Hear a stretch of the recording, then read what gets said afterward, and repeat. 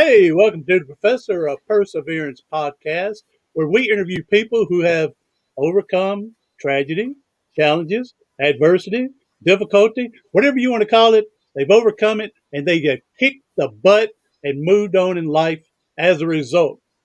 Today, our guests, let me add that S in there, guests is going to be, this is going to be phenomenal. I mean, I hadn't done a podcast like this one yet, and I'm just as eager. I hope all of you are. In 2018, Don and Hutch were bike riding when all of a sudden Hutch has a sudden cardiac arrest, and he is what's put on the other side of the light for 18 minutes. Wow. He's been, his time here has expired basically for 18 minutes. Think about Don and other bystanders. They were able to call 000. They're in Australia, where here it's 911. CPR was performed, and Hutch became one of the lucky 9% to survive an out of the hospital cardiac arrest. Gentlemen, thank you for coming on and sharing your journey and your story. This is going to be awesome. Thanks, James. We're very happy to be a part of the broadcast today. And it's good to be alive. Yes, especially for him, Hutch, Don. Or as I have to call him, he insists I now call him my hero. There you go, right. And we refer to Hutch as the survivor. Slave. No, you're not my slave. I'm his slave. No. Yeah. Have to mow his lawn and wash his car every week. There we go. Nice to be here, James. Well, this is also great that you're adding some humor in here. I mean, because some people, my dad actually, he passed away driving a vehicle back when, it's before I got in the wheelchair. And someone behind him got in the seat of the car and drove my dad to the hospital. And my younger brother and mom were in there, and they were able to bring him back to life. And so, wow, but I may have been 14, 15 years old when that happened. And I mean, I didn't ask a lot of questions on what happened, what it felt like. I didn't know. I was just too young, didn't understand. And so, but now I'm older. I don't know if I'm any wiser, but I'm older and want to learn more now. So yeah, sure. All right, so let's go ahead and y'all can jump in however you want to, and y'all are bike riding and in fact, we just Donnie and I just finished our weekly bike ride this morning, exactly around the same track. Yeah. And as always, I was leading the bike. I was in front. He was behind, lagging behind. Lagging and struggling. On that fateful day, it was a very weird morning because, as Donnie said, he was leading, which is very unusual. But I've always seen myself as a fit and healthy guy. I'd actually just cycled from Amsterdam to Paris a couple of months earlier, and it was just a very garden variety bike ride. And then all of a sudden, if we might play an extract from the Triple O call for 60 seconds, all of a sudden, this happened. Ambulance emergency, what town or suburb? Hello, Eleanor Road and Gift Creek Reserve Park. Yes, hold on, I think he might stop breathing. Okay. Is he awake? Stay with me. Is he awake? Yes. No, he's not. He's not. No, is he breathing? No, he's not. Stay with me. Okay. All right. Now I'm organising some help. Stay with me. Okay. Okay. Now, is there a defibrillator available? No, there's not. There's not. Okay. No. Now, listen carefully. I'm going to tell you how to do resuscitation. Okay. Place the heel of your hand on the breastbone in the centre of the chest, right between the nipples. Now place your other hand on top of that hand. Now pump the chest hard and fast, at least twice per second and 5 centimetres deep. Okay? Until help can take over. Now count out loud and I'll count with you, okay? And let me know when the ambulance is with you. I can hear it. Okay. Now so someone can keep an eye out for it and wave them over. Yes, they are. They are. Thank you for that. Okay, so 1, 2, 3, 4. Okay, you're doing a good job there. Keep going and stop until they take over, okay? Okay. Now, the paramedics with you, yes? Paramedics here now, yeah. Okay, look, I'll let you go to speak to them. All the best. Thank you. Yeah, so as you can imagine, it's pretty surreal listening to the ambulance actually arrive to your near-death experience. I was then taken to the hospital. Local hospital, yeah. Luckily, I got a police escort. Yeah. He got what's called what are they called? I don't know, James, if you've ever heard of a green corridor. It's when all the lights go green, usually reserved for presidents and dignitaries, important people, royalty, all that sort of stuff. Yeah. Unfortunately, I didn't. Dead people. Yeah. And what's that? And dead people. Well, and dead people. Yeah. But, Well, he wasn't important enough to get one of those. I didn't get a green corridor. Okay, all right. Yeah. So anyway, eventually got to hospital, and I was there for 2 weeks. They were doing all these tests. Didn't know what had gone wrong. I was in induced coma. I popped out luckily the next day, and at the end of those 2 weeks, I actually got implanted an internal defibrillator, which is good news for me. A bit of an insurance policy. If it ever happens again, Donnie doesn't have to do too much. This just pop back in. Yeah, it very much takes all the pressure off me. This amazing piece of technology he's got inside him now to definitely help, not prevent, because they really don't know, do they, why Hutch had this sudden cardiac arrest, but hopefully that if he's unlucky enough to it happen again, it takes all the pressure of me. It'll kick back in and bring him back to life, and I can just sit back and put it on YouTube or Instagram or something. That's right. And then everybody else witnessed him kind of shaking when he gets shocked. Yeah, he can just have a smoko. So, but I mean, what we didn't realise back then was the difference between a heart attack and a cardiac arrest. Yeah. You know, a heart attack is a plumbing issue, clogging of the arteries. It's happens. Potentially it can be a genetic issue or a diet or exercise issue, whereas a sudden cardiac arrest is actually an electrical issue. It's a freak electrical issue of the heart, where the heart electrical system just goes into spasm. And I know in the States, about 1,000 people die every day from a sudden cardiac arrest. Only 9% of people who have one survive. I was one of the lucky 9%, thanks to my mate here. One every 90 seconds in the States, someone will die of a sudden cardiac arrest. I mean, as you can imagine, from my perspective, when it happened, we were just riding along, and then all of a sudden, Hutch called out my name. I turned around just in time to see him careering off in the bush, totally unconscious on his bike. Ran back, and he was out cold. Luckily, we had a couple of other people walking along, Caroline and Anne, walking along the track. We used their phone to call 000 or 911, as it is in the States. And then a jogger also stopped to help.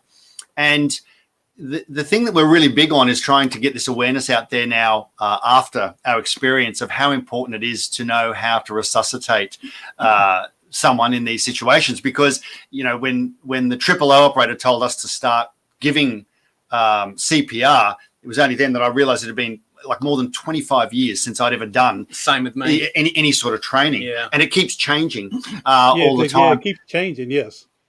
And we were very lucky that Tim was there, who had just refreshed his CPR certification. So he was great. He jumped straight in and started giving cardiac compressions, which unfortunately means I drew the short straw, and I had to give him mouth to mouth resuscitation. There we go. Horrendous. Horrendous experience. You just keep reminding him. You just keep reminding Hutch that you were able to give him the breath of life. Yeah, well, I don't know what he gave me. He gave me very bad breath and nightmares for quite some time. That's for sure. It's like permanently carry around breath fresheners these days. But, there we go. Yeah. But I remember when I was much younger, and they was teaching CPR in the schools, and now. Again, I don't know all of it because I'm not refreshed, but listening and some other stuff, it seems to be much simpler than it used to be. They tell you, go find the bottom of the breastbone, then come up a hand and a half or something, and then push, and then you do it for 15 presses if you're by yourself, and then 2 breaths, and now it's birthday and exactly. Yep. So look, if we've got time, we can quickly run through it all for all your listeners. Give them a quick refresher. And we've also got a free webinar that anyone can get access to around the world. I mean, we were lucky. We were, because of our quick action, and like you said in the opening introduction, unfortunately in Australia and in the USA.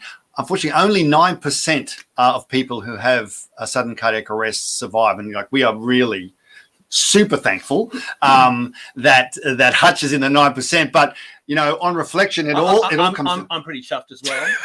Yeah, it all comes down to more people having the knowledge and just feeling confident in these situations, if they find themselves in these situations, to jump in. Because unfortunately, in these emergency situations, only 70% of bystanders, 70% of bystanders will say they feel unconfident and don't know what to do. And in actual fact, that's that's a very big percentage of the reason that the survivability rates from things like this are so bad, because people just aren't confident, and that's what we want to make people confident. I would think that would be the number one key as well. I mean, they go through the training, but then all of a sudden when it happens, I don't know if I got enough training. And like I said, I think the confidence has got to be, damn it, we're going after this and do the best we can.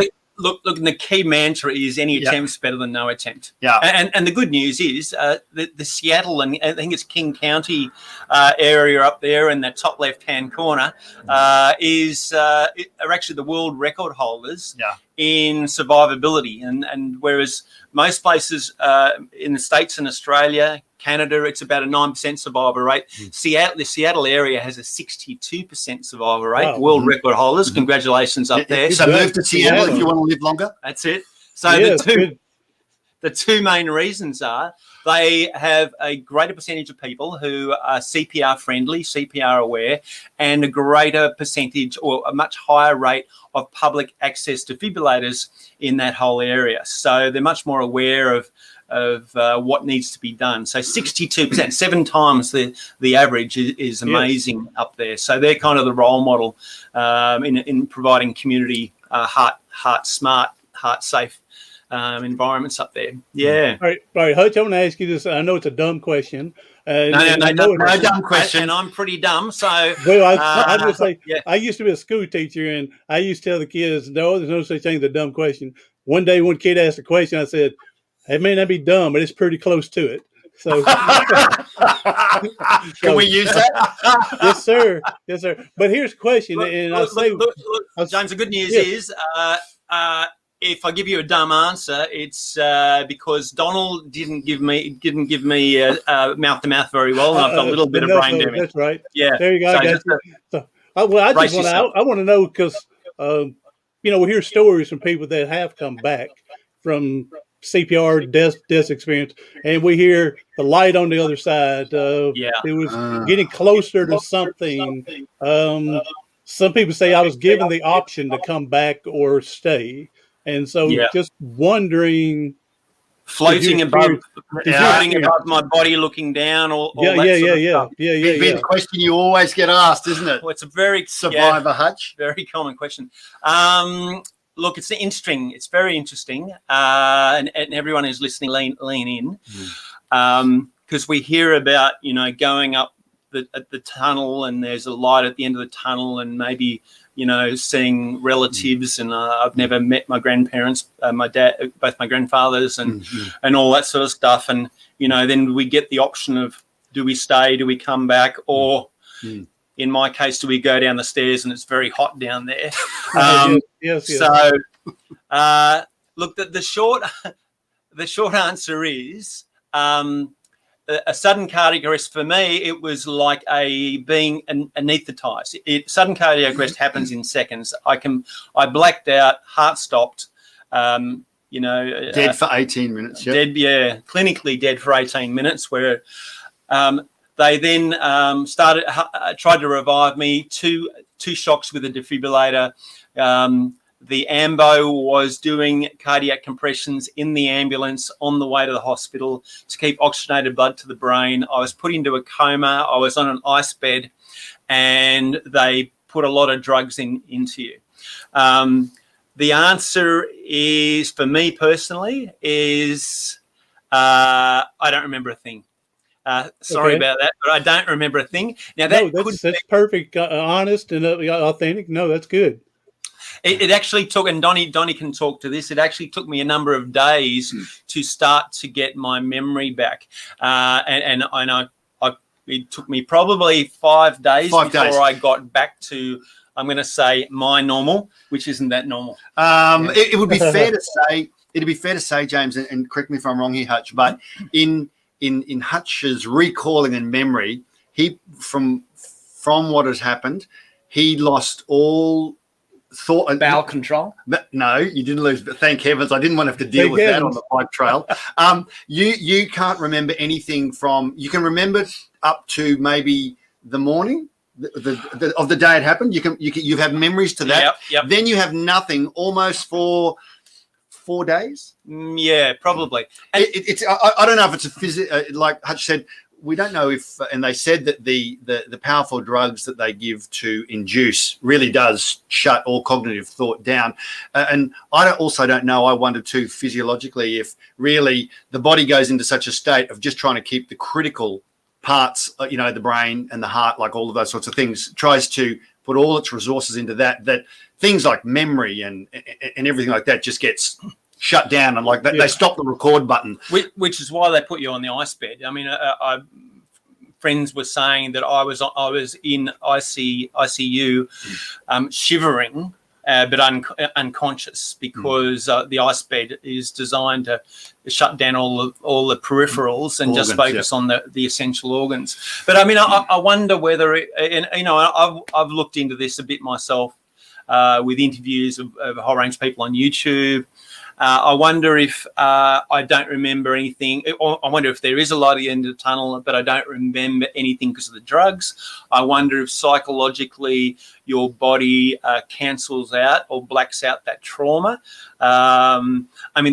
Or in fact, nothing at all happens. I mean, it's interesting. On the bike ride, we still go on the same bike ride. Right. We ride past that fateful spot. We ride boom over my body. There's a tree root there now. Every week, and some people go, "How can you do that?" And I treat it more as a celebration. It's a reminder of I'm on bonus. I'm on extended time. You know those arcade games when you're driving around and it goes extended time. Well, I feel very much like that. So instead of and I'm sure if we get time we'll talk about this. Instead of post-traumatic stress, I like to focus on post-traumatic growth. How can I grow out of this experience? I've been given an opportunity for a second go. What would I be doing? Should I be doing differently rather than oh my God, walk on eggshells? This could happen again. Yeah. I mean, just quickly finishing off that topic around when Hutch came out of the coma, the induced coma, which we're very thankful for. The induced coma, or that I came out of it? That you came out of it, and the induced coma. In actual fact, it was like he was reset a little bit, because he would constantly loop. So he was conscious, but he would constantly loop on about maybe not even a 2-minute loop, where he would say the same thing over and over again. He'd say he'd realize, he'd look at, I'm in a hospital bed, and then he'd ask us all, what happened? And we'd say, you came off your bike, and not knowing how much to tell him to scare him, we'd say, we think there's something wrong with your heart. We don't know what it is, but something's happened and you're here in the hospital. And he'd go, really? Whew. Yeah. And then he'd go, what's happened? And he would just keep looping. And then eventually that time frame got longer. He went from 2 minutes to 5 to 10 to half, where he could actually start to remember. Yeah. And that must have been, it was pretty comical from our point of view, because he'd start saying things like, "Oh, what happened? Oh, you're in hospital, really? Yeah, you owe us lots of money. You owe me lots of money." Really? Apparently, I still do. So look, I've just got a very inquisitive mind. I like to constantly learn in life, and I want to know what's happening. Yeah. So, and the other thing, apparently, I kept introducing him to my partner Katie all the time, who I've known for years, and his mum and dad, and all that sort of stuff. I've just been brought up well. There you go. Good manners. Good Tennessee manners. Tennessee. There we go, slipping in there. Yeah. All right, now Don, let's while this long, I mean, for you, that's a long 18 minutes, where again, Hutch, 4 days is 18 minutes, because he didn't recall. But you're there, you're recalling everything. 18 minutes of you working, having other people work with him, CPR and whatnot. Wait, I mean, even that ambulance getting there had to seem like forever waiting. And tell us about your experience there. Yeah, look, when we talk about this, really, Hutch wasn't there. I had the easy job. He That's right. He had the easy job. Yeah. Look, it was. There's no denying it was incredibly traumatic, and the real stress in the moment when it happened. It was obvious it was a really bad situation, and I definitely I don't know if that came across in the Triple O recording there that we played to you. I tried to stay as calm as I could because I knew that we were it. Me and the other people that were there helping to try and keep Hutch alive were it and his best chance in that moment. So I just thought, got to stay as calm as you can and do this job as best as you can, no matter how out of my depth I felt. Great relief when the paramedics got there and took over, but that was, I think, the first point where they took over and they're working on him. And the look on Hutch's face was as dead as someone could be. Dead as a doornail, I think is the phrase. Yeah, I think that's the first time that the emotion came in from me a little bit. And then when they put him in the ambulance, I got very focused then on, okay, look, I've got to go and get his partner, Katie, as quickly as possible, get to the hospital. And honestly, from that point on, till he popped out of the induced coma, that's when all the self-doubt came in. That's when all the guilt and worry, had I done enough? And that was the worst time for me, of course. After that period, I can't tell you how relieved I was when he popped out there. So even though we didn't know the extent of the damage from being for several days after, and imagine the stress of going, gee, have I done the compressions deep enough? Did I do the right mouth to mouth? Yeah. How much pash rash did he get? I didn't have time to shave. Okay, I'm sorry, I didn't have time to shave. And not being able to sleep at night, and same with Katie. To tell Katie, is he going to come out? Oh God, don't make me cry. Yeah. Is he going to have any brain damage? Is he going to even survive? All these things, and then the potential bracing yourself for the guilt around, have I done enough? Yeah. Whereas any attempt's better than no attempt. If you want somebody in your corner, this is the man you want in your corner. I believe that. I believe at 1,000%. Yeah, you could. I've got another mate that says probably, No, that's your dog, Hutch. He's certainly gone up from number 7 best friend to number 2 these days. There you go. That's right. But number 1 is his dog, just so you know. I can believe that too, because I have my service dog Ricardo, and he would be up on my list as well. Ricardo, what a great name. Sí, senor, it is Ricardo, the dog. Yeah. The thing is that Donnie's background is he's a performer, an actor. So he I think if you talk about peak performance in the moment and staying really focused and getting in flow, then he had the ability to really focus on what needs to be done, and he probably played the role of hero very well that day. I pretended. So if I knew had a cape and a mask, I would have done it so much better. Yeah. Well. Oh yes, that's right. Superman, Batman. That's right. So, exactly. But I suppose as for us, both from our two perspectives of this experience we've had, like Hutch said, on the other side, the amount of gratitude we both feel has been what's motivated us moving forward to understand this situation and pay it forward as much as we can. Because I didn't lose a very close mate and friend, and you're alive. So I can wash his car and mow his lawns now. But it really is, for us, it's like, wow, we've got a second chance. Let's help pay this forward, and let's try and shake those stats, because 9% survival isn't a very good survival rate. Especially when it doesn't have to be that way. Seattle. Exactly. And there's some simple things that people can learn that can make a huge difference to increasing people's chance of survival. And the thing is, 70 to 80% of the time, a sudden cardiac arrest is going to happen with a family or friend member. Because that's just who you're usually with. Yeah. So it can happen at any time. So, just understanding, just getting people, we say you don't need to get CPR certified, just get CPR friendly. And that's why we started cprfriendly.org, because there seemed to be this I was gap. going to give the website out as cprfriendly.org. .org. Yes. And so, sure, go to that. And then me in a wheelchair, when I was teaching, of course, I couldn't get on the ground to do all that stuff like that. Yeah. And even when I was going to college, we had to take CPR classes and couldn't get on. So they would just tell me to supervise and tell people what to do. So That's even what I was about to even if someone else can just keep everybody around them calm and say, hey, I need you right now, get down here and start. And it's just someone taking control and going from there.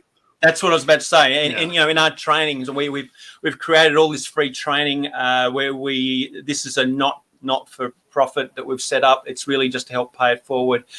We've created a 5-second training, a 15-second training, a 3-minute training, 10-minute, and now that we've got a new 45-minute free webinar that anyone can do. But it's all around any attempt's better than no attempt. And you're exactly right, James. If you're in the wheelchair, you probably can't do the compressions now, but you probably can do the breaths, I reckon. From a distance. But you're exactly right. You need to have a scene management hero. Yeah. Someone who's going to direct traffic and go, great, we rang 000. You could be holding the phone or 911 on speakerphone. You could be saying, can you go and get a defib? Can you go out, open the front doors, or make sure that you flag down the ambulance when they're here? Okay, we need a queue of people to be doing CPR. It's 30 compressions to 2 breaths. Yeah. Quick, you go and get a defib. Someone send someone to try and find a defib. You're exactly right. So I was very lucky. We had 4 people there, so everyone had a role, and that's going to maximise your chances. If you've got someone who's being a director, a good scene manager. I've never performed CPR, obviously, but my understanding from hearing other people is that you get wore out quick giving those compressions, and so you have to have people to rotate in there. A perfect scenario, yes.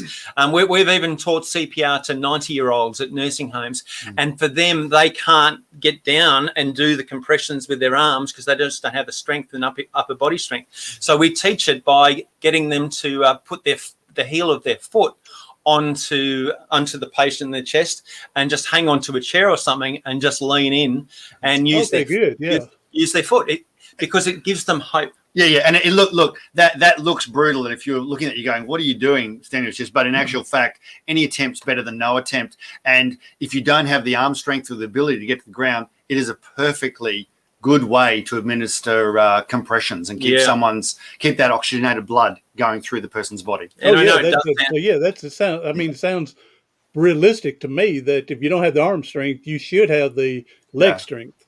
Yeah. So I mean, that sounds good to me. Yes. Yeah. Should we talk about? I mean, there's a very simple acronym which I imagine is internationally known. Yeah, go ahead. Doctors ABCD. Yeah.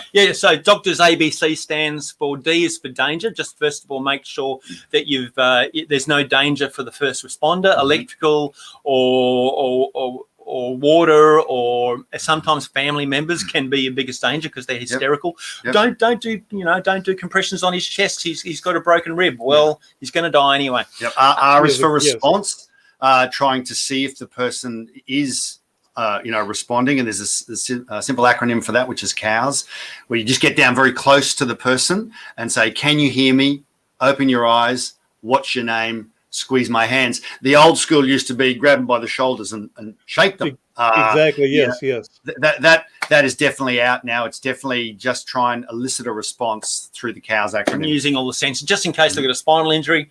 And then S is for send for help. Now that's you your phone, your mobile phone is your biggest friend. So by ringing 911, or in Australia it's 000, and the great thing is, as you heard on our emergency call, is that they will quickly diagnose the situation. They will actually coach you through the whole CPR process anyway. So ring on your mobile phone, put it on speaker.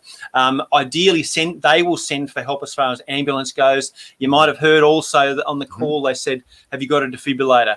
And you might have heard the tone of voice when Don said no, and they went, "Okay, the stats aren't going to be as good here." So ring 000, get someone to hopefully go and get a defib. Yep. And I mean, the fact too with your phone, I don't know if you know, even if it's not your phone, and I'm pretty sure this will be the same in the States, is that in actual fact, if you just spam the button on any phone, pulse the buttons like this on most phones, it automatically starts to starts to call emergency services on any phone. So you don't need, even if the phone's locked. Yeah. So if you're out with a friend and you don't have your phone, but their phone's there and you don't know how to open it, So that's doctors. That's danger response and send. A is for airway, checking that the airway of the person is open. Like in a lot of car crash situations, people can be slumped over the wheel, and it can be simply just lifting their head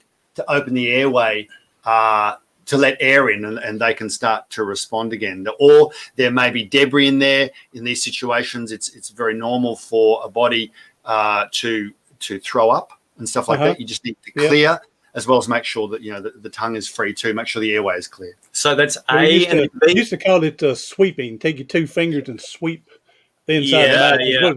That's what we called it up here. So a little bit of vomit sweeping. Is that what you're saying? That's right. Yeah. You don't have to clean it out. Just sweep air. Yeah.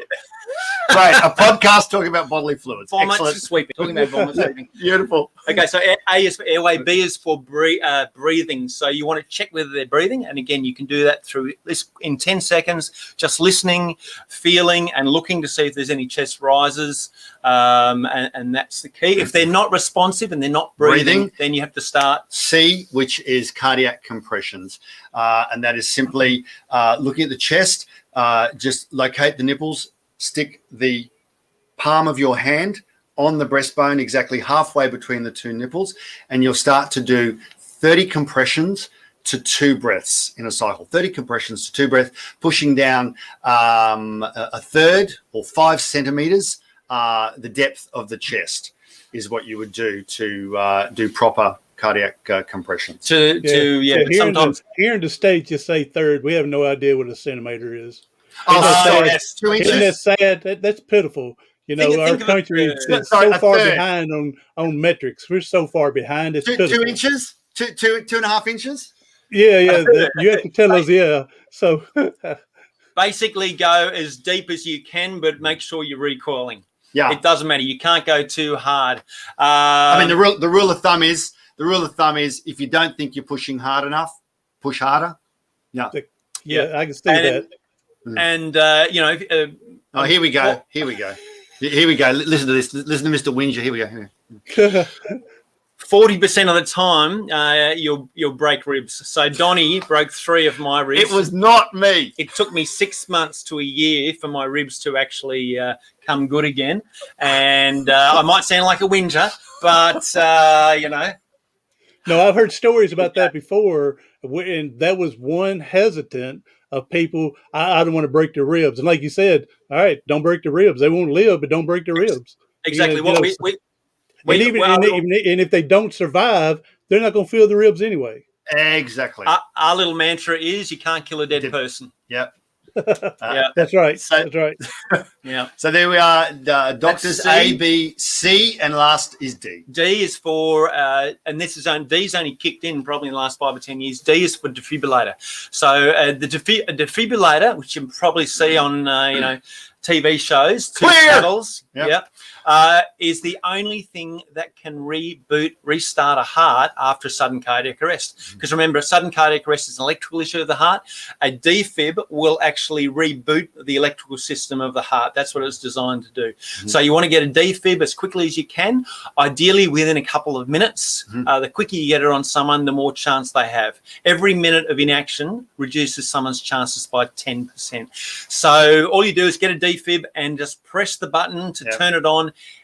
They will be all, it will tell you exactly what to do. There's audio prompts throughout, so they're completely idiot proof. Even Donnie can use one. Yeah, I can. Yeah. If you can make a cup of tea, then or coffee, then you can actually use the defib. They're basically I love the way you said coffee. Then I was thinking too. It's as simple as a cup of coffee. Yeah. So that's the doctor's ABCD. That's all the knowledge you need. If you can't remember all of that, then use your mobile phone to ring, and they will coach you through it. Yeah. If you want to be a little bit more, then if they're not responsive, do the compressions, and then get a defib on someone as quickly as possible. Yeah. And again, you can go to their website, cprfriendly.org. And I'll put that in the description notes and everything for everybody to find. That's right. This training, yes. Yeah, the 45-minute webinar is the way to go. We do it in a fun way, and we're all about making death fun, and we're making saving lives fun. Yes, that's because right. I mean, look, That's to right. be if you haven't already got the sense, look, we're not taking away from the seriousness of the ordeal and what happened to Hutch, or the importance and seriousness of having great CPR and resuscitation skills. It's just that we definitely choose to look at the lighter side of what happened to us, because most people we have found will learn if they're learn a lot more if they're having a bit of fun along the way, and so we try to make the topic light.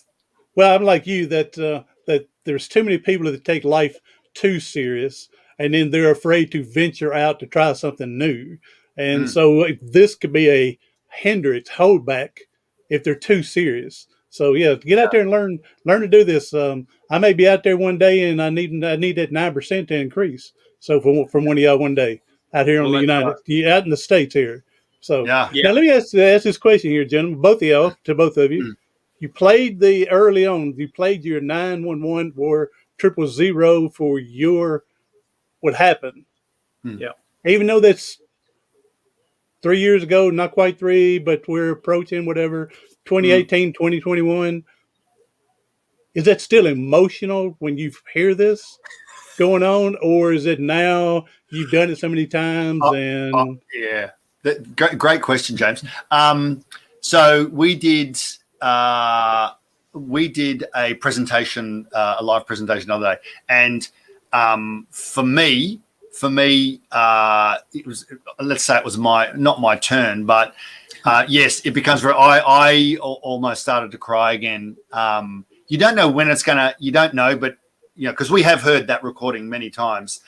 In the start, it was pretty hard to listen to, especially for Hutch. Oh, I can imagine. Yes. And there are still times. When, as much as we fun around, like the reality of this is the first time I said that I had to go and tell Katie. I didn't even want to say what it was like in the car on the way to the hospital with Katie. I mean, I know that emotionally probably, we do get taken back to the reality of it. And yes, it is can be quite emotional and overwhelm you very quickly without you knowing. Yeah, when you hear the ambulance, it's very interesting listening to that actual ambulance coming to your own situation when you're actually dead, and they're just trying to preserve your life. It's quite surreal. If you listen to the whole 10-minute recording, as far as emotion goes, you hear the first 4 minutes, there's a lot of stuffing around before they start compressions. So if you talk about emotions, I get pretty angry and frustrated going, for the first 4 minutes, wow. Get into it. Get into it, because what's happening is that is they're trying to find out the location. There was no street address in our situation. We were in the bush a bit. Yeah, we weren't in. Yeah, it was it was in a little bit of a remote area. So there's quite a bit of stuffing around. Luckily, I think Tim jumped in and started compressions. Yeah, well, these guys aren't doing too much. But to actually find luckily they had a phone with Google Maps on it, so they could actually get the location. So that's obviously, there's an app called, in Australia, there's one called Emergency Plus. You press one button and it gives you your GPS location. Wow, okay. And one press, and it's, you've got your 911 call there. So I'm sure there's apps in North America. I'll check that out to see if there's an app, and I'll put, if so, I'll post that in the notes as well. I think there's one internationally called Good Sam or Good Sam Alert, SAM.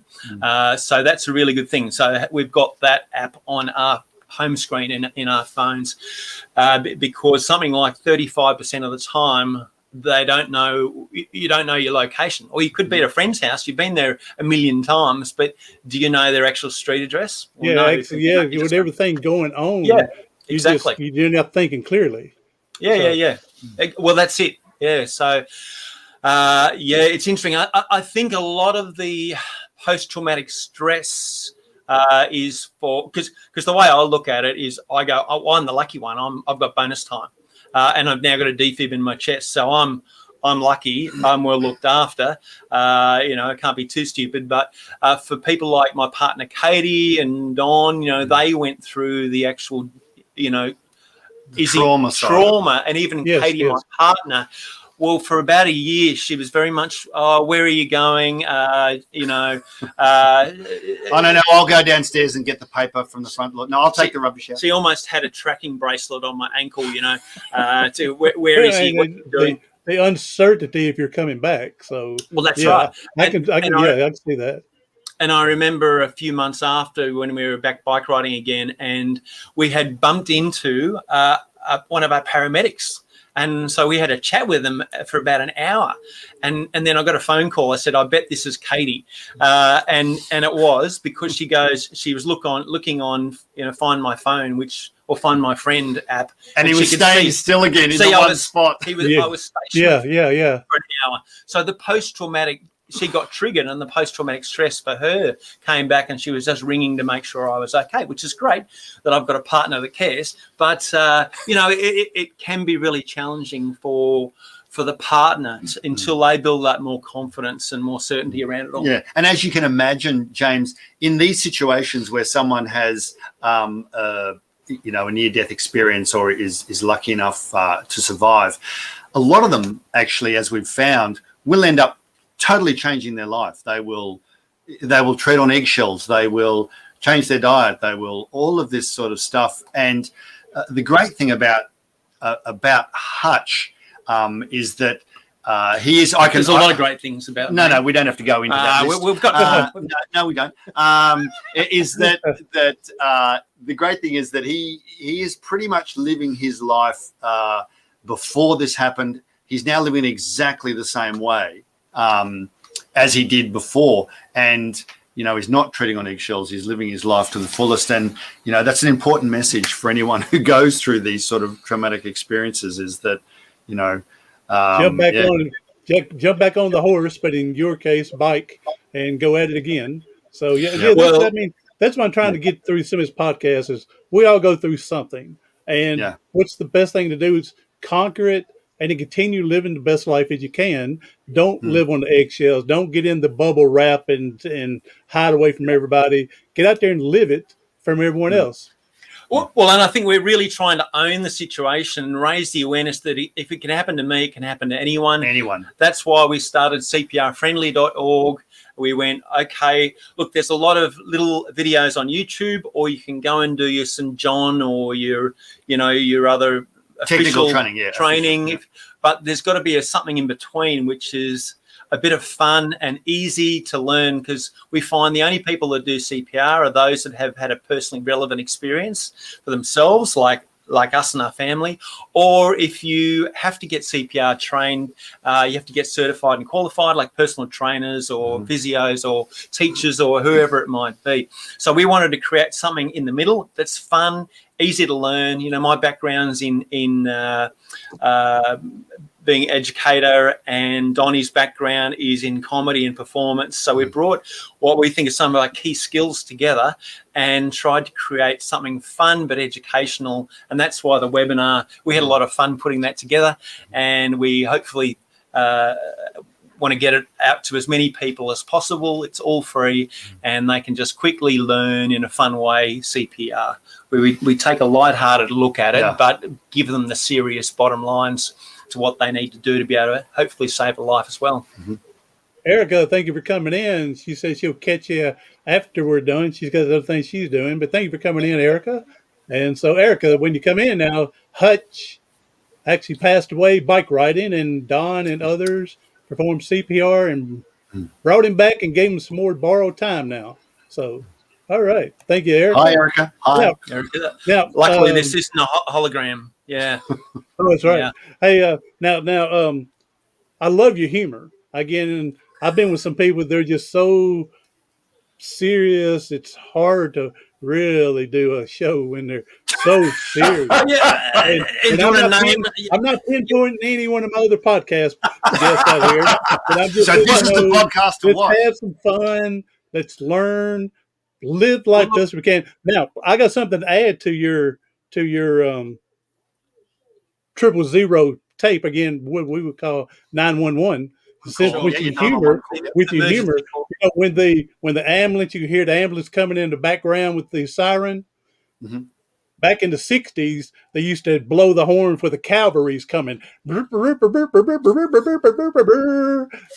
So y'all need to get a cavalry back in the background to show that they're coming. So yeah. That would make for a very interesting time. Well, you make you feel good because at least you think, there's a whole army coming to save you. It sounds very positive. It does sound positive. Yeah. Look, and look, we try and be positive with all this. We try and use humor. Humor is one of our coping strategies as well, and I think it can help right through life to not take things too seriously, as you'd mentioned, James, yourself. Yeah. So. Guys, thank y'all for coming in, Don and Hutch, and so, man, it's an amazing story. Again, I just love meeting people that's been through something that I don't know anything about. Yeah, I can learn from it. I can get some inspiration and stuff, some hope that y'all are providing. Again, you can go to the website cprfriendly.org, and again, I'll have it in the show notes stuff. All right, gentlemen, if you don't mind, we all know people are struggling. And if you don't mind, if both of y'all can take whatever time you need and give us some type of positive message, some type of hope to let them know that once they get through this struggle, a better day is coming. Absolutely. Look, if you really want to show, I feel if you really want to show your loved ones, families and friends how much you love them, get your CPR skills up because you're never going to know when you need it. And things might seem hard sometimes, but they can be a lot harder. Are you saying the best gift you can give anyone is the gift of life? It is. That's what I'm trying to say. All right. What about you? Look, from a life perspective, I think it's really important to focus on really simple things. The gratitude. Be grateful for the things that we do have, not the things that we don't have. Every day, the little things can make the biggest differences. Number two, in line with what Donnie said about family, what I've realised even more so is that family and friends are just so important. So make sure that you really spend time with family and friends and appreciate them as much as possible. And thirdly, certainly what we've tried to do is try and find a higher purpose for your skill set. And that's why we've created cprfriendly.org, because it's a way of being able to give back to people and help save some lives, but also it combines our key skills and strengths that we most love using. So gratitude, family and higher purpose would be the keys. All right, yes. Thank you, gentlemen. Oh, yeah, this is great. So I'm all with you about the giving back. I mean, there's something we all can do something. We can't do everything, and we don't want to make ourselves so thin we're neglecting ourselves. So, but there's something you can. I mean, I can't mow a yard, but I can find someone to go mow a yard for someone if they need it, or I could pay someone to go do it. But yeah, so we can all do something to help out mankind. And I appreciate what y'all are doing with your website and the humor and everything that's going to help people learn as well. everyone else, hey, you don't have to drop dead of a sudden heart attack and be the bystander wondering what's going on, or you don't have to be a spinal cord injury like me. But share this with someone you know that's struggling, that needs some hope, that needs some positivity in their life to help them get through another day. Do something today, tomorrow, something next week that's going to help you persevere past your